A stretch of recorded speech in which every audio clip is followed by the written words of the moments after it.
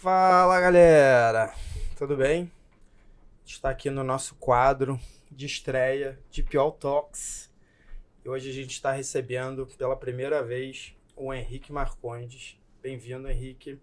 O Henrique ele é executivo jurídico com mais de 15 anos de experiência, atuou no setor de shopping centers por 12 anos na BR Malls e atualmente ele lidera o executivo da Osklen. E Esther Azevedo, bem-vinda, Esther. Advogado corporativa da Osklen, com passagens jurídicas corporativas, com foco em tecnologia, como a IBM, e em escritórios de advocacia com foco em resolução de conflitos. E ao meu lado, da bancada, recebendo nossos convidados, minha sócia, Tatiana Coutinho.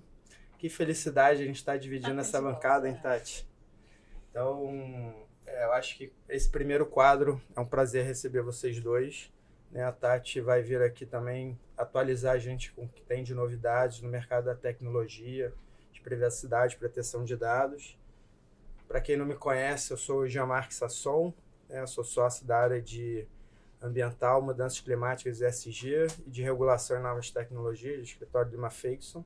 Então a gente vai estar aqui reiteradamente trazendo atualidades, e as novidades do mercado de tecnologia, de privacidade e proteção de dados. Com você, Tati. Fala pessoal, tudo bem? É um super prazer estar dividindo aqui esse quadro com o Jean e recebendo os nossos masters, a Esther e também o Henrique, para a gente falar um pouco sobre os mais aí da proteção de dados, privacidade, cibersegurança, inteligência artificial e tudo mais aí que engloba esse tema. E aí pensando assim, poxa, queria começar num assunto bem quente, assim, sabe? Aquele assunto que faz todo mundo que trabalha com privacidade e proteção de dados perder o sono, que não é incidente de segurança, mas é quase, que é a atuação da NPD. A gente, enquanto consultoria, a gente olha a atuação da NPD de uma forma como se fosse ali a regra motriz da nossa atuação. E aí eu queria compreender como é que vocês entendem, recepcionam, internalizam e traduz isso para o dia a dia no mundo corporativo. Como que vocês compreendem isso? É fácil? É complicado? Quais são os desafios, as felicidades? Conta um pouco pra gente como é que vocês compreendem essa atuação da NPD. E aí, de forma muito abrangente, falando sobre regulamentos, falando sobre atuações, guias, como que vocês traduzem isso para o dia a dia de vocês? Primeiro, é um prazer, né? Acho que o DPO Talks ele já nasce um lugar muito especial no mundo jurídico. E é uma honra estar aqui com a Esther, Jean, Tatiana Coutinho, para falar um pouquinho, trocar um pouco de experiência. O Jean e a Tati são grandes amigos, parceiros, né? A gente já vem aí trilhando juntos alguns desafios, tentando achar caminhos, né, para o melhor formato de adequação. Então, fantástico.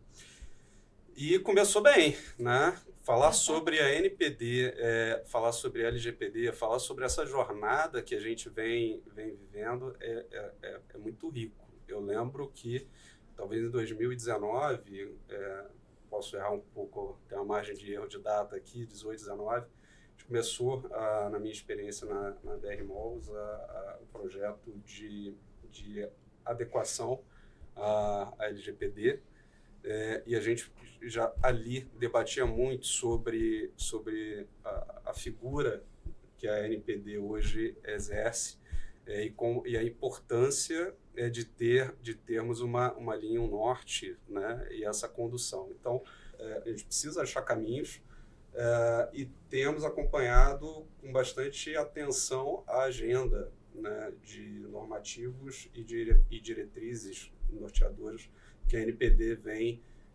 editando e publicizando. Então, a gente vai falar um pouco mais, acho, para frente, mas acho que o grande ponto é como criar uma cultura dentro das instituições, dentro das corporações, dentro das empresas, que esteja pronto para receber o novo. Né? E esse novo dentro ali dos contornos que a gente já sabe que existem a partir da LGPD, de outras legislações e também do direito comparado que a gente vê no exterior. Ai, gente, muito obrigada ao Henrique por me chamar e vocês por me receberem aqui também. E eu adoro essa pergunta, na verdade. Quando você fez, é porque eu tenho, desde que o Henrique me avisou sobre, enfim, sobre esse dia e sobre esse bate-papo, eu fiquei pensando o que eu poderia compartilhar. E essa foi uma das perguntas que eu me fiz. Porque quando a gente olha para toda a legislação, não é só a LGPD. A gente tem ali o GDPR, como o Henrique falou, na parte de direito comparado, mas a gente tem também o que é a prática de mercado, por exemplo. Então, a gente tem vários temas ali que vão se conectando e como advogados, a gente não se comunica com outros advogados. Então, um grande desafio dentro de... Acho que a gente, do nosso projeto, mas de vários projetos, de qualquer outro processo de adequação, é justamente como você consegue traduzir essa legislação, que por vezes elas não são claras por si só. Então, até o nosso trabalho como advogados é muito difícil conseguir interpretar essa legislação. Você vai ter que buscar fora do Brasil. Cookies é um exemplo clássico que todo mundo dá, porque a nossa legislação ainda é muito rasa sobre isso. E depois do nosso deverzinho de casa, de ter que buscar e complementar as próprias informações, conectar e fazer essas conexões na nossa cabeça, a gente tem que transportar isso para a cabeça das pessoas que, de fato, fazem a gestão dos dados no dia a dia. Que não são os advogados, que não é o jurídico, que não é o Comitê de Privacidade e que não é o DPO. O DPO e o Comitê de Privacidade, o jurídico, ele tem um papel muito importante, mas as pessoas que fazem o tratamento, que fazem a gestão de dados, são pessoas que não são do mundo jurídico, que não vão entender o juridiquês. Então, o segundo desafio, né, depois desse dever de casa que você tem que fazer, é justamente como você vai traduzir, como você vai se comunicar. E essa parte de comunicação, eu estava comentando com o Henrique outro dia, ela é super importante porque depende muito de com quem você está falando. Então, como a pessoa vai recepcionar a mensagem que você tem a passar. Então, você tem que adaptar o seu linguajar. Você, além de ter que abandonar completamente o juridiquês, porque ninguém vai entender o que você está falando, você tem que moldar de acordo com a área que você está lidando. Então, se você está lidando com a área que faz a gestão dos dados dos colaboradores, é um discurso completamente diferente do discurso que você vai ter que ter com a área comercial, que ela precisa dos dados como um core business. Então, as empresas hoje em dia, algumas não se veem atuando, não faz parte do nosso core business, mas na verdade faz. Dados está desde o seu acesso na plataforma, no e-commerce da empresa, até o momento que você faz o cadastro para acessar o prédio, até o momento em que você faz uma compra. Então, tá em tanto lugar diferente e as pessoas não percebem isso, que é muito legal ter essa sacada de como você vai se comunicar e mostrar para as pessoas que esse tema de privacidade, dados, segurança da informação e todas as coisas conectadas não é algo abstrato, não é algo fora da realidade. Teve uma pessoa que, inclusive, me falou isso. Esté, eu acho tão abstrato, tá tão longe da nossa realidade. Eu fiquei pensando assim, não, tá super perto. E mesmo quando você não trabalha no jurídico, mesmo quando você não atua nessa área, você é um titular de dados. Todos somos um titular de dados. Então, eu adoro essa pergunta, porque eu me faço essa pergunta e me fiz essa pergunta durante meses para conseguir ir moldando a minha forma de me comunicar com as pessoas. Boa. Eu acho que, pegando um gancho aqui da tua fala, Esté e Henrique, e um pouco na linha do que a Tati perguntou da atuação mais recente da NPD, a gente está vendo uma atuação mais robusta da NPD recentemente e que isso vem implicando uma maior preocupação, seja dos jurídicos, seja da área de segurança da informação, em aplicar a LGPD, que é uma lei de 2018, mas que só recentemente, né, as fiscalizações começaram. Queria que vocês pudessem compartilhar com a gente quais foram os desafios que vocês viram ao longo da jornada de vocês, desde 2018, logicamente, para implementar a LGPD, no sentido de... Eu já tive contato com pessoas que diziam que o CEO não se importava com a LGPD. Já vi justificativas relacionadas ao orçamento reduzido. Clássico. É o mais clássico, né? Então, assim, o que vocês perceberam nessa jornada e como é que vocês estão vendo o mercado né, nessa transição, né, para aplicar a LGPD e, enfim, estar em conformidade com a LGPD? Tá, uma ótima pergunta, porque, convenhamos, colocar em meia dúzia de slides um pedido de orçamento, uma obrigação legal e conseguir implantar cultura, esse silogismo não funciona assim, né? Então a gente tem que trabalhar de outra forma. E algo que a gente conversa muito e que eu realmente acredito é que não é sobre adequação à legislação. A legislação ela existe por uma questão social, por necessidades reais, né? Mas ela não é o fim nela mesma. Então, como é que a gente comunica isso internamente? O projeto de adequação, né, ou o cuidado com a privacidade, ou a criação de mecanismos de compliance e outros ferramentais, ela é um meio para a estratégia da companhia, né? Então, todas as companhias, e aqui eu estou generalizando, óbvio, mas precisam de dados. Logo, você ter dentro dessa jornada de dados, toda a organização da proteção de dados e correlacionando com o direito à privacidade e isso se tornar parte da forma como as pessoas tomam decisão na companhia é muito mais simples. Porque você comunica o porquê das coisas, o porquê do projeto LGPD. Porque as empresas precisam extrair toda a potencialidade das suas estratégias.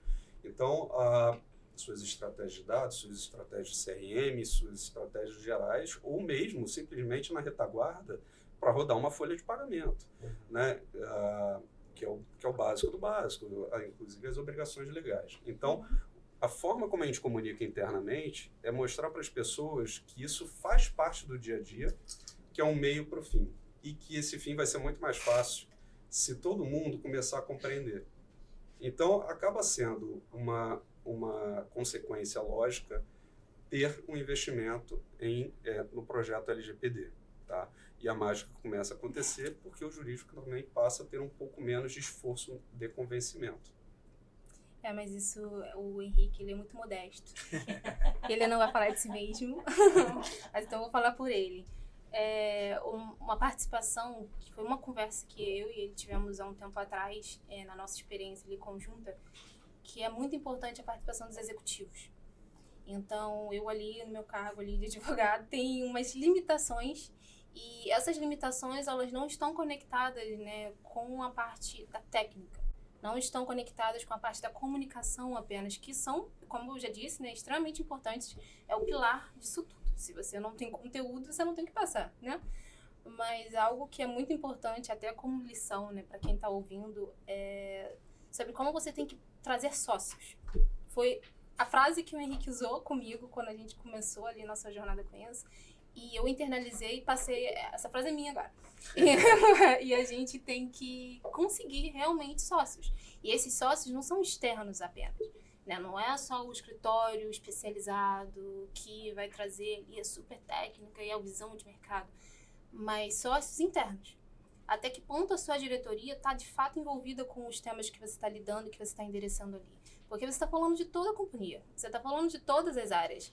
E essas áreas, até um livro que eu li recentemente, as pessoas, uma questão de autoproteção, elas vão ser resistentes a tudo aquilo que vai dar uma carga de trabalho maior a elas. Então, como você consegue passar para elas que não é uma carga de trabalho maior? A gente está, inclusive, revisitando procedimentos, vendo oportunidades, mapeando gaps. E é muito legal mesmo como no dia a dia as pessoas elas vão construindo conhecimento junto com você, até o momento em que elas começam a ter insights, sozinhas. Você não faz mais nada. Elas trazem um problema para você e elas já trazem com solução, ou pelo menos o problema bem desenhado, que no início, quando você começa esse percurso todo, não é assim que funciona, é realmente difícil. Você tem desafios internos, né? Conectando o que eu falei de você conseguir sócios. Você tem desafios internos de o DPO, o encarregado, ou mesmo a pessoa que, como eu, que não é nenhuma coisa nem outra, mas está ali se dedicando para isso, você é o chato. né, uma palavra não muito bonita, não muito rebuscada, mas você é o chato da coisa. E você tem que mostrar para as pessoas que você não é o chato. Que você tá ali até, inclusive, para ajudá-las. Para dar mais proteção pro procedimento que elas executam. Às vezes, inclusive, para dar mais eficiência para um trabalho que antes elas faziam. E eu posso citar como exemplo a questão contratual, a questão de fluxo de venda de produtos para quem é do varejo ou de várias outras de prestação de serviço também. Eu acho que isso se aplica a vários tipos de empresas diferentes. Então, quando você consegue trazer o sócio, que é aquele cara operacional, que está lá na ponta, que faz de fato o tratamento, e consegue trazer o sócio com a visão de negócio, visão estratégica, que são os executivos, aí sim as coisas começam a andar. Até então, só você ter o conhecimento com você não significa muita coisa. Mas eu acho que uma boa dica para quem for ouvir isso é consiga sócios dentro da empresa. E aí você vai ver a mágica acontecer, as coisas começarem a andar. Acho que a gente está falando um pouco de cultura, né? Muito. E além de cultura, a gente, para quem tá muito de fora dos projetos, do processo de estruturação do programa de governança em privacidade, tem a impressão que a estrela do programa é o DPO ou somente o ponto focal, mas a gente tem que falar também, porque acho que também está sendo modesto, tá, pessoal? Só pra falar aqui. De uma figura muito importante, que é o gestor do projeto. Que é o gestor do projeto que está ali no hands-on, com a mão na massa, junto com as demais outras figuras, para fazer a coisa acontecer, para trazer esse sócio para perto, é quem vende o programa e mostra os resultados. A Esther que faz isso, pessoas. Ela é essa pessoa que faz isso de uma maneira assim muito plausível, incrível, excelente, uma implementadora de cultura super 10. Eu acho que o programa faz toda a diferença.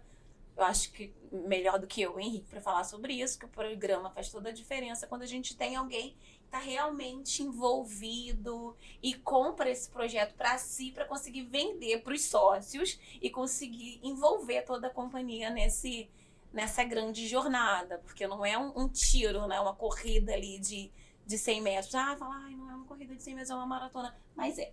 Exato. É o que temos para o momento e é de fato a realidade de que a gente precisa de um pelotão ali que vai correndo na frente e cantando ali, dando o regramento da voz, do grito ali de guerra, para trazer o restante do pelotão ali animado, com fôlego, com sprints, e vamos correr um pouco mais. E é muito bacana poder ouvir isso. Te devolvo a palavra, Henrique. Assina embaixo. Quando o Jean e a Tati me convidaram para esse podcast, eu pensei, bom, falta um pouco de legitimidade na mesa. Posso chamar mais uma pessoa? E sim, a cultura, você não implanta a cultura de uma hora para outra, né? A cultura é jornada, como eu falei. Quando você consegue trazer para o processo de tomar de decisão temas como privacidade, sobre direitos fundamentais do titular, sobre como você se relaciona, quais são as perguntas que você faz quando você está escolhendo um prestador de serviço, uma startup, qual é o sarrafo, qual é a régua que você vai utilizar para uma contratação de uma big tech ou uma low tech ou uma startup. Tem um quê de conhecimento, tem um quê de experiência, tem um quê de cultura. E a gente tem que ter a consciência que a gente tem um papel de disseminação de conhecimento e a gente precisa ser generoso em, na medida do nosso conhecimento, disseminar da melhor maneira. E conhecimento, comunicação é repetição. A gente tem que ter paciência, a gente tem que ir capacitando os nossos champions, né, das outras áreas, engajar, trazer pessoas, porque em breve é o fenômeno da pedrinha no lago de água parada. Então você começa com um grupo pequeno, daqui a pouco aquilo vai expandindo para outras, vai rompendo as barreiras e da noite para o dia você percebe que isso, em alguma medida, já faz parte da cultura, né? E a jornada passa a ser muito mais bacana porque você não vai estar simplesmente falando em adequar, você vai estar falando em potencializar, em ser referência, ser benchmark. Então, A gente está vivendo isso desde 2018, são muitos aprendizados, né? Então, quantas pessoas contrataram projetos de adequação LGPD e não necessariamente aquele projeto de adequação levou a algum lugar, historicamente. Contratou mais de uma vez, gente. Eu conheço casos. E não devem ser casos raros. Né? Nossa. Porque quando simplesmente pega-se da prateleira soluções, arquiva na sua rede, comunica o check em alguma etapa de projeto, mas aquilo não entrou de fato no dia a dia da organização, não gerou valor. Nossa, isso é muito importante. Então, tudo que a gente debate, né, no dia a dia é como fazer de uma forma genuína. Como dar efetividade às coisas, né? Porque desenhar política significa nada. A política no papel, lindo, maravilhoso. Eu sou louca das políticas, né? Eu faço política para tudo. E eu acho lindas as políticas, modéstia à parte, mas elas não significam nada se você não dá efetividade para elas. E como você dá essa efetividade? Não tem uma resposta para isso. Depende muito de qual é a empresa que você está atuando, depende muito do contexto, depende da finalidade. Então, eu posso citar exemplos para ajudar novamente as pessoas que vão ouvir isso. Às vezes, você desenha uma política que fala sobre determinado procedimento. Será que não faz sentido você desenhar o fluxo desse procedimento? Será que não faz sentido você desenvolver uma cartilha para ensinar as pessoas que vão executar esse procedimento? Porque aí você dá efetividade às políticas que você está estruturando. Porque política por política, eu sei que algumas pessoas falam que a estrutura de governança, ela precisa ter políticas. E é óbvio, precisa ter. Mas ela não se resume a isso. Quando você fala de governança, né, a LGPD ela tem ali os artigos específicos falando sobre o programa de adequação e também sobre a governança. Governança não é você desenhar política, normativo e tudo isso. E pode até ser também. Mas para você conseguir de fato dar efetividade e fazer as pessoas que de fato fazem a gestão disso no dia a dia, você tem que ser criativo. E pensar em soluções que não vão ser óbvias, que o prestador externo talvez não tenha resposta para te dar. E é por isso do que a Tati falou, tem que ter alguém interno que faça esse crivo e que consiga separar. Legal, isso aqui é a visão do especialista, mas o que a minha empresa, os meus colaboradores, as pessoas que eu conheço precisam para entender esse regramento, para entender essa normativa, para entender a política que eu estou escrevendo aqui com um juridiquês bizarro, para elas de fato implementarem e porque elas que fazem a adequação. Não Exato. é o escritório externo, não sou eu. E um temperinho, né? Quando você vai desenhar um fluxo, quem conhece a prática provavelmente não é o grupo de trabalho. É quem vive aquele fluxo. O owner do projeto, do processo. A gente também estruturou, né, a filosofia de trabalho da seguinte maneira, né? E isso não é algo de hoje. Eu já vivi isso ao longo da minha jornada profissional. Isso é um pouco quase commodity, mas você tem ali uma primeira camada de tecnologia que é a guarda do dado, como que ele transita, como é que ele chega, para onde ele vai, como ele é classificado, se ele vai ser anonimizado ou não, quem pode ter acesso ali. Você tem a guarda, você tem um cofre, né? Então você tem por onde ele chega e como ele é guardado. Você tem uma segunda camada, que é essa camada da governança, que é o que a Esther e a Tati estavam conversando sobre. Você tem ali os normativos, você tem quem toma a decisão, quais são os órgãos, qual é, no final das contas, a governança. E você tem a utilização, que seria uma camada mais analítica. Então, a beleza é tudo funcionar de uma forma que todas essas camadas e todas as áreas, todas as pessoas envolvidas consigam entender isso e potencializar ao máximo, com toda a segurança. A gente estava até falando antes nos bastidores sobre a função do DPO, né? Não necessariamente a empresa ela precisa ter um DPO interno nomeado, ele pode nomear um DPO externo.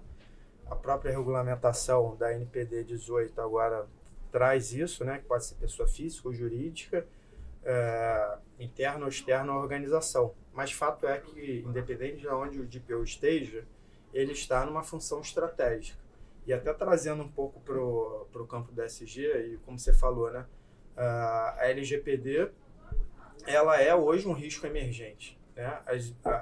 O SG nada mais é que uma agenda de identificação de riscos nas verticais ambientais, social e de governança.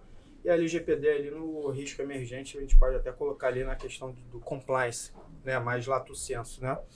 Então, o DPO está numa função estratégica onde ele vai conversar com todas as áreas de negócio, ele vai conversar com a área comercial, ele vai conversar com a área de segurança da informação, eventualmente o jurídico, se ele não for do jurídico, mas tratando, né, o DPO do jurídico. E a gente pegando esse background hoje, essa realidade, onde o jurídico, cada ano que passa, tem um orçamento mais restrito, mais enxuto. Como é que o DPO ele consegue exercer essa função estratégica, com uma visão holística, num trabalho preventivo, né, de identificação desses riscos, seja implementando a LGPD ou seja qualquer outra regulamentação para deixar a organização em conformidade? Então, como é que vocês ali no dia a dia, vocês conseguem, né, ter essa dualidade? Orçamento mais enxuto, né, uma equipe enxuta, em decorrência lógica, né? Sim. E ao mesmo tempo, cada vez mais obrigações legais para implementar. Como é que vocês conseguem lidar com esses pratos? Equilibrar os pratinhos. Eu acho que essa é uma dor mundial, né? Fazer mais com menos. Fazer mais com menos e, ao mesmo tempo, aproveitar a jornada para se capacitar. Então, primeiro ponto, tudo que a gente coloca a mão, a gente deveria estar, de alguma forma, assimilando algum conhecimento novo e gerando valor. Né? Eu gosto de pensar que se você atua como DPO, se você faz parte de um comitê de privacidade, ou se você simplesmente, de alguma maneira, tocado pelo tema dentro da organização, por que não parar um pouquinho e aprender sobre? Com o tempo, você reduz um pouco, primeiro, o trabalho de DPO. Falando em orçamento, eu acho que isso se aplica um pouco para todas as práticas, tá? Um advogado corporativo, não raro, ele é um grande generalista, né? Ele vai ter algumas áreas de maior conforto, né? Eventualmente até um conforto especialista, mas ele é um grande solucionador de problemas. Então, só um parênteses, então você é a favor do advogado generalista, não especialista? Depende, mas eu gosto eu gosto de ser generalista. Tá? Eu me vejo como um executivo, um grande solucionador de problemas, um grande gerador de valor. Só que para resolver problemas especialistas, às vezes a gente consegue sozinho, às vezes a gente precisa de ajuda. O tema de PO é um tema que, na minha visão, ele é ótimo para ter ajuda externa. Porque, primeiro, você tem um contato com a NPD, você tem uma visão global, você tem de direito comparado ou de cases, que eu acho que quem é especialista está muito mais exposto, né? Tem como aportar mais conhecimento. O papel do advogado interno eu vejo muito mais como um papel de negócio. Como é que você traduz o mundo jurídico, o mundo exterior, e aplica isso, traduz de uma forma criativa, de uma forma efetiva para a realidade. Não é comum, né, jurídicos terem, eu acho que nem deveriam, acho que as coisas não são por acaso, ter um orçamento ilimitado para ter um especialista de cada tema dentro do seu time. Então, é muito natural que haja, e isso agora chancelado pela própria ANPD, a figura de PO externo, né? um serviço de PO as a Service ou simplesmente uma consultoria. Então, eu vejo valor nisso. Só que isso não quer dizer que o jurídico interno não tem que ser generalista no tema. Porque senão o externo não consegue conversar com o interno. Sim. Então, eu acho que o grande pulo do gato é esse. Você conseguir adequar para a sua dor, para a sua realidade, mas ser capaz de resolver problemas. E eu vejo, sim, que, no mais das vezes, uma ajuda externa, nesse caso, seja recorrente, seja pontual, é necessário. Eu não vou repetir o que o Henrique falou, porque ele já falou super bem, Mas eu acho que um complemento que faz todo sentido, que foge um pouco do tema privacidade, mas está conectado com a questão do advogado generalista, que é as novas formas de ser advogado.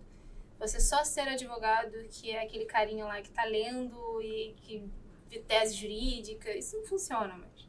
Isso não funciona nem para o especialista, quem dirá para o generalista da empresa. Então, algo que a Tati falou e que é o meu exercício, né, do dia a dia, tem muito mais a ver com gestão de projetos. Então, o advogado, hoje em dia, que é só advogado, ele acaba morrendo de fome. Então, ele tem que começar a desenvolver outras habilidades. As habilidades, como a gente já falou, sobre criatividade, comunicação, mas gestão de projetos também. E você saber fazer a gestão do seu tempo, a gestão do tempo das outras pessoas, gestão de conhecimento. E é isso que o Henrique falou. Se você não tiver um mínimo de conhecimento sobre o assunto, você não consegue conversar com um especialista externo. Mas como você obtém esse mínimo de conhecimento? Por osmose? Não, você tem que estudar. Aí você exerce a sua função como advogado. Porque eu vejo muito no dia a dia, né? Eu já tive passagem por empresa, por escritório, é que o advogado de escritório tende a querer ser mais especialista, o advogado de empresa tende a querer ser mais generalista. Mas não é exatamente assim, todos são advogados. Então, o advogado interno, ele também consegue, se ele tiver boa vontade, ele também consegue aprender aquilo que o advogado especialista, externo, faz. E acaba se tornando uma relação complementar, de parceria, em que um conversa com o outro, a Tati, a gente sabe bem como é. Um conversa com o outro, um complementa ali, não é as falhas, mas o que falta. Às vezes falta o conhecimento do dia a dia, Do negócio em si, do negócio, a gestão de projeto, aí a tese jurídica que o outro vai fazer. Então, a minha contribuição é muito mais para complementar o que o Henrique falou, porque não faria sentido só repetir. Mais uma coisa que me veio à cabeça, todas as empresas têm o seu advogado consultivo, resolução de conflitos, contencioso, só que os problemas estão evoluindo, né? Então, uma coisa, eu percebi que a gente tem falado muito aqui na mesa até então sobre a adequação. Então, como se adequar, trazer para um compliance a LGPD, as empresas, as instituições. Por outro lado, quando você tem algum problema efetivo para ser resolvido, né, um incidente, para quem você vai ligar? Né? Então, também é uma boa reflexão a ser feita. Né? Eu comentei sobre um escopo de DPO as a Service, mas também como consultivo. Mas os advogados corporativos têm que ter essa sensibilidade de ter no seu portfólio, ou pelo menos saber o telefone para quem ligar caso necessário. Porque, infelizmente, estamos muito expostos. Sim, né? Incidentes de segurança não é que a gente busca isso. Né? A gente tem que sempre se precaver, ter uma atuação preventiva intensa, mas mesmo assim não há garantias, né? E aí o jurídico tem que ter, o Comitê de Privacidade, o DPO interno, externo, precisam estar prontos e saber com quem contar caso necessário. Sim. Eu acho que hoje a gente vou botar uma pimentinha nessa. A gente está vivendo uma era de disrupção, principalmente com o ingresso da inteligência artificial. Então hoje o advogado que é generalista, em detrimento do especialista, ele tem hoje um assistente que consegue fornecer para ele qualquer tipo de instrumento jurídico na palma da mão dele de forma espontânea. Logicamente, ele tem que ter a curadoria, né, daquilo que a inteligência artificial vai te dar, vai produzir. Então, acho que a nova geração, principalmente de novos estudantes, vai ter que ter um diferencial muito grande para ser lembrado por um jurídico. Porque o jurídico hoje, no departamento, ele pode acessar uma inteligência artificial, um ChatGPT, um Copilot da vida, em vez de acessar um escritório e, cara, me dá um contrato XYZ ali, me dá uma opinião legal. Qual vai ser o diferencial do escritório? Logicamente, ele tem que ter a experiência, né, desse profissional, vai agregar bastante para resolver quando o Henrique pegar, vai ligar para esse cara, é porque é um cargo de confiança no final, né? Ele sabe que aquele cara vai resolver a dor dele. Exato. Mas como é que a inteligência artificial hoje vai mudar, né, o contexto, a rotina de produção de trabalho dentro do departamento jurídico? O que vocês acham? Faz uma projeção. Você quer responder essa? Eu começo. À vontade. É porque essa também eu sou da nova geração aí, eu tô iniciando minha carreira, então esse é o meu dia a dia, né? Primeiro, na verdade, a gente tem que deixar muito claro que o DPO, não é encarregado de dados, como a nossa legislação fala, a gente está aqui até o momento falando muito da função dele de adequação, de fluxo, de treinamento, de capacitação, mas ele tem outra função que é da comunicação externa também. Então, o DPO, ele tem a função interna dentro da empresa, mas ele tem uma função de comunicação com a NPD. Então, se não for um especialista com o mínimo de conhecimento, quando a NPD virar para ele, fizer perguntas muito específicas, eventualmente numa autuação por algum incidente, que, assim, não é que a empresa é ruim, não é que a empresa não tenha bons processos, mas é algo que pode acontecer. E que é normal, entre aspas, e o encarregado ele tem que estar preparado para lidar com isso. Ele tem que ter conhecimento para isso. Então, isso é um ponto importante para destacar. Essa parte da inteligência artificial, eu vejo muito o que você falou, né? Não dá pra gente colocar no ChatGPT e achar que ele vai te dar todas as respostas. Porque ele vai te dar muitas respostas, mas talvez nenhuma delas sirva pra você. E se você não sabe, se você não tem muito claro na sua mente o que você tá buscando, o que você quer com aquela pergunta, ele vai te dar um mundo e você não vai saber onde você aplica e no que você faz com aquela informação. Então, eu acho que é uma dica muito para as pessoas que vão ouvir isso e ver, e que também tem essa dúvida que você comentou, inteligência artificial, ela é uma ferramenta extremamente importante. Eu gosto de usar em algumas situações, mas ela não é uma muleta. Ela não substitui você. Você tem um papel muito importante de todos esses soft skills, power skills e sei lá o que mais skills que a gente fala hoje em dia. Mas se você não for, falando agora da nossa profissão, se você não for um advogado que sabe o que você está procurando, qualquer informação ou qualquer dado, qualquer coisa que o ChatGPT te der, você vai aceitar e talvez não seja o certo. Talvez não seja aquilo que você deveria estar procurando, né? Tem aquela frase icônica que se você não sabe para onde você está indo, qualquer caminho serve. É super clichê, todo mundo aplica, mas ela é super real. Independente se ela é clichê ou não, ela tem um ponto de verdade que eu acho que se aplica super o que você perguntou. Concordo, Esther. E eu complemento o seguinte.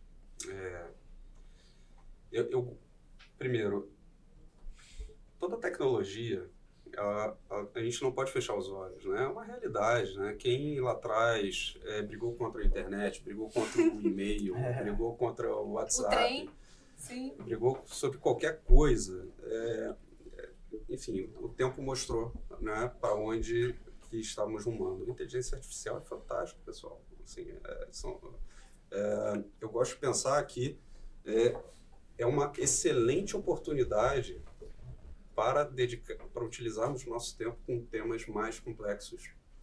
É um ferramental que tende a salvar tempo das pessoas. Deveria aumentar exponencialmente a capacidade de execução, de reflexão, de estruturação. Deveria, de fato, reduzir muito o volume de trabalhos operacionais, repetitivos. E aí o advogado que simplesmente utiliza como uma forma de ser substituído pela ferramenta.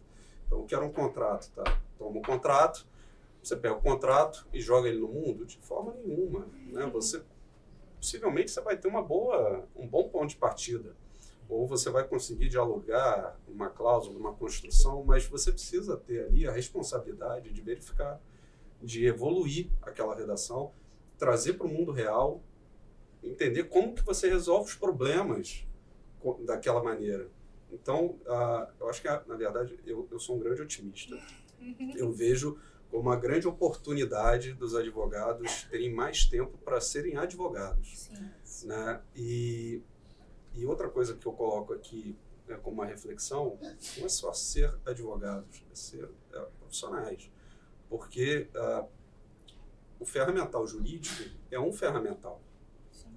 Então, você tem a sua caixa de ferramentas, você vai abrir, você vai, eventualmente, precisar de alguma ferramenta jurídica.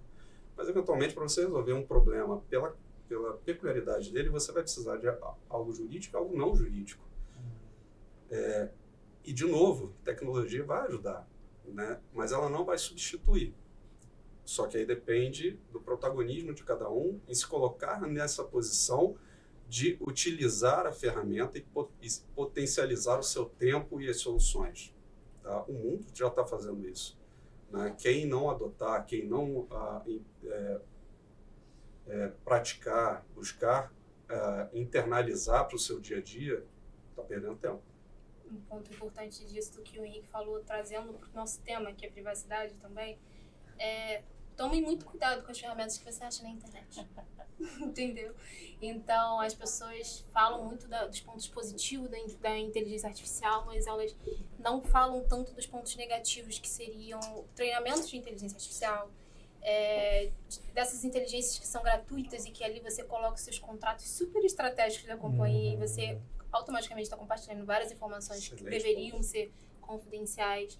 Então, eu sei que o orçamento é baixo, eu sei que tem essas dificuldades, mas sempre que você puder priorizar a contratação de um software, de uma plataforma confiável, que tenha padrões de segurança e que isso passe a ser uma pergunta a ser feita quando você vai contratar um software, isso é muito importante. Porque o que eu vejo é que quando as pessoas estão procurando um software, elas procuram o preço, se funciona para aquilo que elas querem. Então, se ela quer um software de contratos, ela precisa que atenda o que ela precisa, o que ela tem ali, a demanda do dia a dia, mas ela não faz perguntas sobre segurança. Ela não faz perguntas sobre como aquele software protege os dados que ela está compartilhando, salvando e fazendo a gestão ali. Então, eu acho que isso é um recado muito importante. Primeiro, para que as pessoas comecem a fazer esse tipo de pergunta quando vão contratar algum software, plataforma, o que seja, e que elas evitem utilizar essas coisas gratuitas, porque ninguém vive de caridade, né? Que é aquela frase icônica. Então, eu acho que é muito importante trazer isso, porque o nosso tema aqui é privacidade. Mas, Esté, se a gente pegar, até na rotina, a gente como consumidor, você vai contratar um software, vai acessar um site, você já dá o clique ali direto na política de privacidade. Leia. Você não. Você não me Você não, né, Tati? Mas eu tô falando assim, o consumidor médio, ele não tem o costume de ler as políticas, né, e que traz esses inputs, essas informações. Então, acho que fica aqui também a recomendação, né, a sugestão de todo mundo parar para ler e para entender qual a finalidade que seus dados serão tratados ali. Né? Por exemplo, a pimentinha foi muito boa que você colocou, porque tem o consumidor da ponta, que, nossa, eu acho que um dos deveres e atuações da NPD seria de conscientizar as pessoas, capacitar o mundo de modo geral, ali no Brasil, é claro, no âmbito dela, mas que as empresas comecem a ter essa consciência também de educar os seus colaboradores internos. Porque o que eu mais vejo, e eu digo ali, eu também, né, até começar a entrar nesse universo, são as pessoas utilizando essas ferramentas online. E elas fazem isso. E eu não vou condenar ninguém, é a nossa realidade, mas eu acho que uma das funções da empresa, comitê de privacidade, ou que seja, quem quer que seja que toque isso, é começar a trazer essa outra visão. Não acho que vai ser uma chave que você vai girar e todo mundo vai parar de utilizar essas ferramentas, de clicar no botão de aceitar tudo só porque quer mexer no site, mas acho que é um bom exercício começar a pensar nisso. Porque em algum momento isso vai passar a ser natural, como foi, por exemplo, as questões de consumidor. Hoje em dia, o consumidor ele tem muito mais conhecimento de quais são os direitos que ele tem. Todo mundo agora fala que vai processar no PROCON.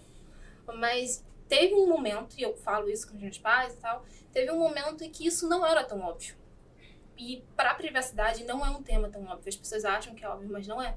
Vide o comentário de abstrato, né, que eu comentei, que a pessoa falou para mim, nossa, é um tema tão abstrato. E não é abstrato. Mas para a pessoa ter me dito isso, é que para ela é. Então, é um exercício para o DPO, para as empresas, para a NPD, para todo mundo, começar a reeducar as pessoas na visão daquilo que elas utilizam como ferramental e naquilo onde elas estão expondo os dados dela. E eu acho que a gente pode traçar um paralelo sociedade e empresas, né? As empresas estão nessa jornada de ajuste de cultura, e a sociedade também. Né? O STF, em 2020, se eu não estou muito enganado na data, reconheceu o direito à proteção de dados pessoais como um direito fundamental. Então, assim, é muito recente. E eu acho que isso vai acontecer aos poucos. Né? Quanto mais a gente fala, acho que esse espaço, inclusive, é fantástico. Né? Quanto mais a gente comenta sobre o assunto, explica, debate sobre, a gente está formando essa cultura, está disseminando conhecimento e criando um pouco mais de conscientização. Acho que pegando esse gancho, acho que até como primeiro episódio, o propósito que a gente criou isso aqui é exatamente esse ponto, né, de promover a cultura de privacidade, que a gente vê exatamente ter resistência, né, das organizações em relação ao tema, né, como algo que é uma proteção excessiva, que é um gasto que não vale a pena. E o nosso desafio, né, Tati, no dia a dia é exatamente furar essa bolha, furar essa resistência para levar, né, conhecimento. E a gente, todos aqui que estão nessa mesa, líderes, né, que estão no dia a dia, a gente tem essa responsabilidade de compartilhar conhecimento, compartilhar essa responsabilidade, né, de levar o conhecimento. Então, acho que a gente está fazendo o nosso papel direitinho aqui, né? Ficou filosófico, né? Até parei pra pensar. Tô ouvindo o Jean falar, tô viajando, já tô lá na responsabilidade social da empresa, falando sobre o aculturamento dos componentes da empresa, mas também do entorno. E a gente volta lá pro ESG, que é você comunicar o interno mais a comunidade ao seu redor. E é bastante bacana porque ainda tem essa resistência, né, das empresas entenderem que a privacidade, proteção de dados, cibersegurança e enfim, assuntos correlatos vêm para obstar, para parar o crescimento do negócio, para impedir o avanço tecnológico. Na verdade, não é nada disso. O que se pretende é o melhor dos mundos. Que haja o avanço tecnológico, que haja o fomento e que gere renda, custo, emprego, mas também olhando para o direito fundamental, que é o direito à proteção de dados, que é um direito que anda ao lado do direito à privacidade. Que são dois direitos distintos e ambos são fundamentais. Então, assim, a gente pode ficar aqui um dia inteiro falando sobre isso, e quando, na verdade, o que se pretende, eu quero acreditar, eu sou muito pretensiosa, né? Mas o que se pretende, eu quero acreditar que o que o legislador pretendeu com tudo isso é que ambas as partes tenham um pouco mais de segurança jurídica, tanto a empresa no tratamento desses dados, quanto os titulares em poder escolher, entender, decidir, compreender como seus dados são tratados por aquela empresa. E no final do dia, eu quero acreditar que o titular vai fazer a sua melhor opção, que é se aliar a empresas que lhe oferecem um nível maior de segurança para que ele se sinta confortável, o mais confortável possível, em ter os seus dados tratados ali dentro daquele ambiente.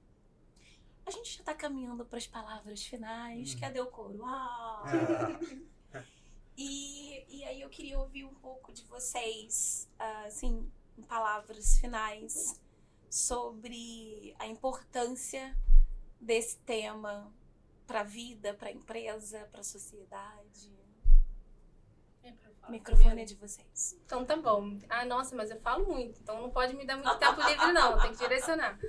Mas, assim, de considerações finais, eu acho que eu já falei muito, então vou repetir para fazer aquele negócio de fechar a conclusão aqui, mas eu vou pegar o gancho do que você falou agora, né, sobre como o consumidor, ele quer, e ele com o tempo vai começar a desenvolver esse crivo em relação a quais empresas que ele quer se relacionar. E a gente faz um gancho com os relatórios de sustentabilidade. Então, quando você coloca privacidade como algo que você consegue encaixar ali em governança, dentro do pilar de ESG, você consegue também, ao longo do tempo, transportar isso como algo, o tipo de informação que você colocaria no relatório de sustentabilidade, por exemplo.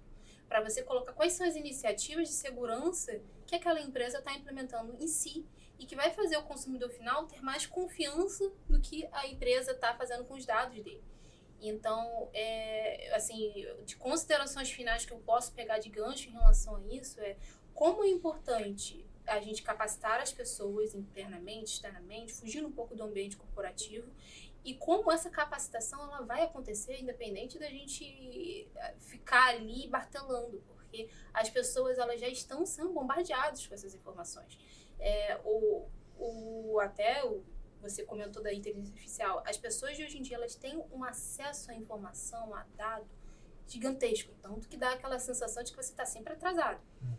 E isso faz com que as pessoas também desenvolvam muito senso de crítica em relação àquilo que elas estão se relacionando, aquilo que elas estão adquirindo, serviços que elas estão comprando. Então, eu acho que o consumidor, daqui a médio prazo, não digo longo prazo não, a médio prazo, ele vai começar a observar as empresas que são responsáveis, né, que realmente estão colocando ali mecanismos de estruturação, de governança, de capacitação, de vários sócios ali internos. Quais são as empresas que de fato estão olhando para essas questões de privacidade? Porque dados é você. A empresa ela consegue te identificar a partir dos seus dados. Então ela pode não ter uma foto sua, né, que é o dado que você não consegue dizer que não é aquela pessoa, mas com vários dadozinhos ela vai conectando, ela consegue montar o seu perfil todo. Então, com o tempo, as pessoas elas vão desenvolver, tenho fé, elas vão desenvolver essa consciência de que os dados que ela dá, que ela empresta na mão de uma empresa, na mão do fulaninho, do beltraninho, aquilo ali é ela. Ela está se emprestando e aquilo vai perseguir ela no caminhar dela pela vida aí. Então, acho que isso é um bom recado até para as pessoas, jurídicos ou não jurídicos, que estão ouvindo isso. Bom, do meu lado, adorei. Primeiro podcast com a Esther, Jean. Meu primeiro da vida. Tati, pô, mais uma vez, obrigado. Acho que o DPO Talks já nasce gigantesco. A gente falou muito aqui sobre privacidade, mas tem N temas sobre a LGPD, mas tem N temas que, enfim, já spoiler, serão tratados aqui. Recado final, pessoal.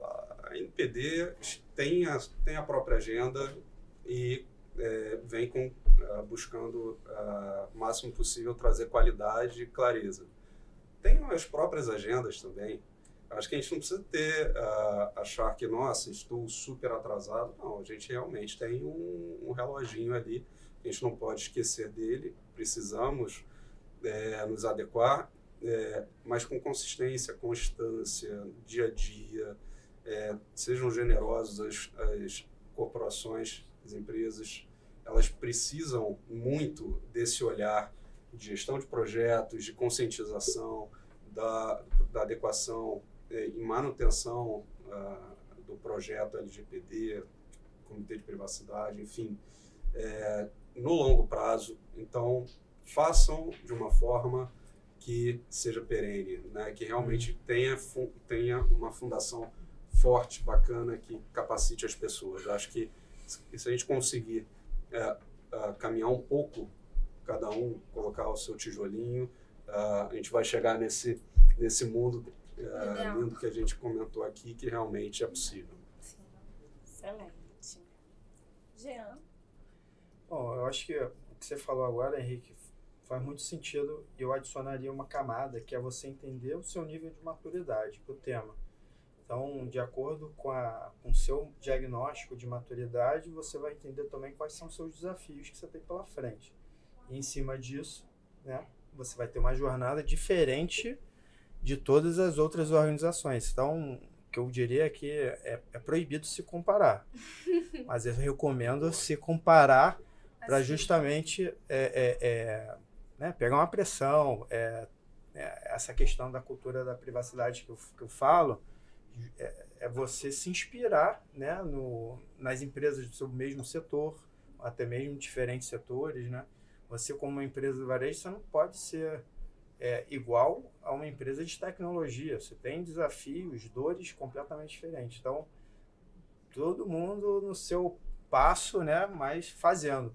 E eu, só para fechar, queria convidar, né, em paralelo ao DPO Talks, hoje, né, a gente tem mensalmente a nossa RegTechs, onde a gente traz as principais notícias, né, de regulatório, ESG, privacidade ambiental, regulatório bancário, inteligência artificial, né? Então, cibersegurança. Então, as principais notícias mais quentes que a gente seleciona na unha, né? A gente também acabou de lançar um Forms para o mercado, preencher, que você já preencheu, né, Henrique? Que a gente está mapeando justamente o status de maturidade das organizações pelo Brasil para justamente promover essa cultura de privacidade, entender como a gente também pode seguir contribuindo.